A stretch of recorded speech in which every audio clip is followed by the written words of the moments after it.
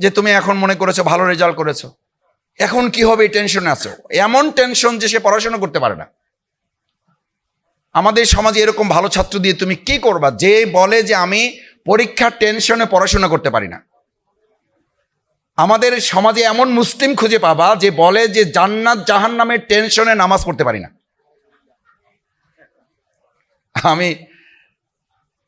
আমি তোমাদের সেই প্রধান অতিথি আজকে যে জেলখানায় ছিলাম, তো জেলখানায় আমরা দু একজনকে নামাজ পড়তে বলতাম যে ভাই নামাজ পড়েন, জেলখানা বিপদে তো আছেন, আল্লাহর কাছে সাহায্য চাইতে হবে, আসেন।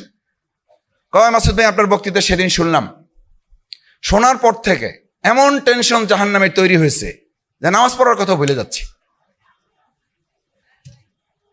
নামাজ পড়ার কথা ভুলে যাচ্ছি। তারপরে তার বক্তব্য হচ্ছে দেখো মানুষ যদি পজিটিভনেসটা অ্যাকসেপ্ট করতে না পারে তাহলে তার অসংখ্য যুক্তি থাকে। এরপরে সে বলতেছে মাসুদ ভাই আমরা জেলখানায় কারা? আমি বললাম সব অপরাধীরা দুনিয়ার দৃষ্টিতে। বলছি এই সব অপরাধীদের মধ্য থেকে কাকে আপনি ইমাম বানাবেন, কার পিছনে আপনি বিশ্বাস করে নামাজ পড়বেন? এই জন্য ভাবছি আপাতত নামাজ না, জেলখানা থেকে বের হয়ে নামাজ শুরু করবো।